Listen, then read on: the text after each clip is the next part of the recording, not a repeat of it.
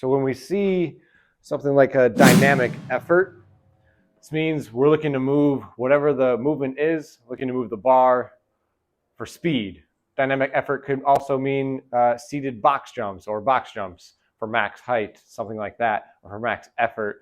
That is that dynamic. We're looking for speed, especially with the barbell lifts. So something like today where we have elevated sumo banded deadlifts, there's a couple different ways you could move a barbell. You can move it for max load, like a 3-rep max or 1-rep max. But when you move for max load, it's going to be a slower lift.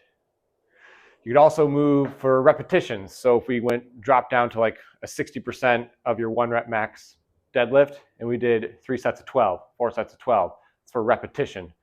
There's another one that doesn't get trained a lot, which is the speed of the barbell, the speed on the way up, or a speed in a split jerk, or push jerk, or push press, or bench press, the speed of that barbell.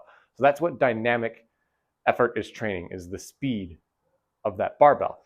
And with a higher rate of speed on your barbell, you can expect to lift heavier weights, but not really touching max loads. You don't have to touch max load to be able to PR, right?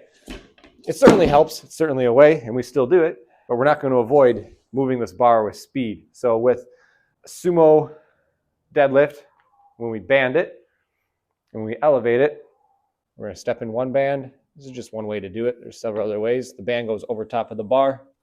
Foot goes on the other side of the band. The sumo deadlift, we're wider, we're toed out, definitely wider than a normal squat stance. What we're looking to do is set up tight, explode up, squeeze your butt, and then bring it back down. And you're resetting every single rep. You're not touch and go. So it'll look like this.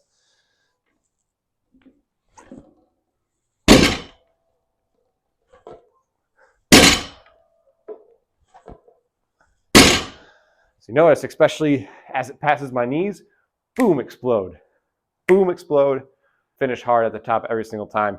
That's what we're working for speed in your barbell lift. That's going to translate over to a heavy load, especially if we look at like a back squat.